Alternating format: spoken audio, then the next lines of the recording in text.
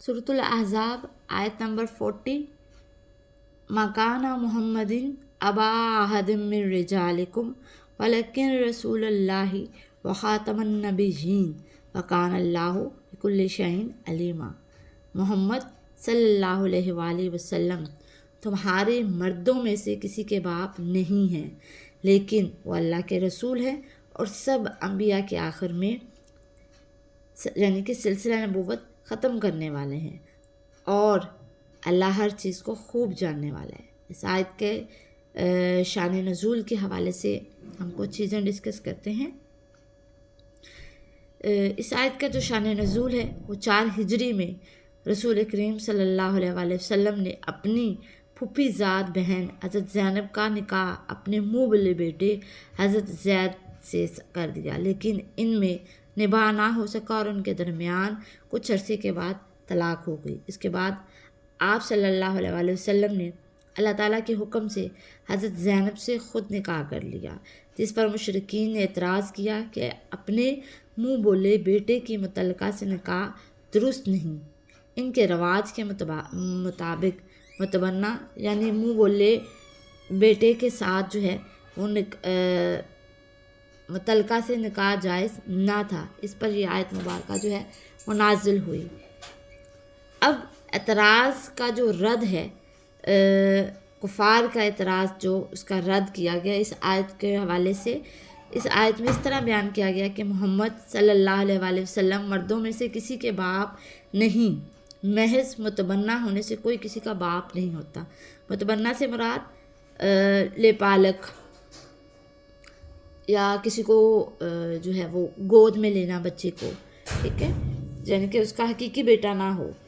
بیٹا صرف اور صرف حقیقی ہی ہوتا ہے، البتہ نبی تمام امت کے روحانی باپ ہوتا ہے۔ یہ نکاح کر کے آپ صلی اللہ علیہ وآلہ وسلم نے زمانہ جاہلیت کی جو رسم تھی اس کا خاتمہ کر دیا، اور آپ خاتم النبیین ہیں، لہٰذا آپ یہ قانون قیامت تک کے لیے ہے اور ناقابل منسوخ ہے۔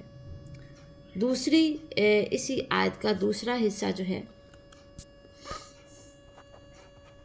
یہاں تو کلیئرلی بتا دیا گیا کہ محمد تمہارے مردوں میں کسی کے باپ نہیں ہیں، لیکن دوسرا جو حصہ ہے وہ ختم نبوت کے حوالے سے ہے۔ اس آیت مبارکہ میں آپ صلی اللہ علیہ وآلہ وسلم کی خصوصیت ختم نبوت کے جو ہے وہ بیان کیا گیا ہے، جس کے معنی ہے اللہ تعالیٰ نے بنی نوع انسان کی ہدایت کے لیے نبوت اور خصائص نبوت جیسے معصومیت اور وحی کا نزول، جس کا سلسلہ حضرت آدم سے شروع ہو کر نبی علیہ الصلاۃ والسلام تک اس کا جو ہے وہ اختتام ہوتا ہے،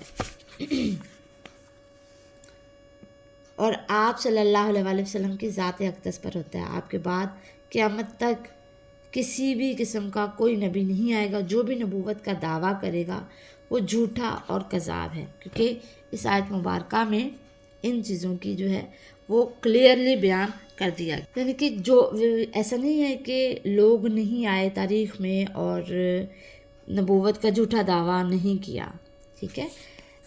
اس پس منظر میں خاتم النبیین ہونے کی خصوصیت کا ذکر اس لیے کیا گیا ہے کہ اب قیامت تک کوئی اور نبی نہیں آئے گا۔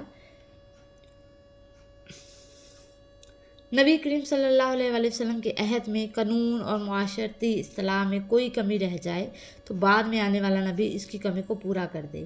ختم النبیین آپ کی وہ خصوصیت ہے جس کا ذکر واضح طور پر آپ صلی اللہ علیہ وآلہ وسلم نے خود بھی فرما دیا، لا نبی بعدی انا خاتم النبیین، یعنی کہ میرے بعد کوئی بھی نبی نہیں اور میں سلسلہ نبوت کو ختم کرنے والا ہوں۔ یہی وجہ ہے کہ حضرت ابوبکر صدیق نے اپنے عہد خلافت میں مدعیان نبوت کا قلع کما کیا، ان سے جنگیں کیں اور انہیں ان کے انجام تک پہنچایا۔ اسی طرح ختم نبوت پر صحابہ کرام کا اجماع بھی ہو گیا۔ جن احوال میں نبوت کی ضرورت گزشتہ ادوار میں تھی، اب وہ ضرورت اس امت کے علماء، اولیاء اور مجددین کرتے ہیں۔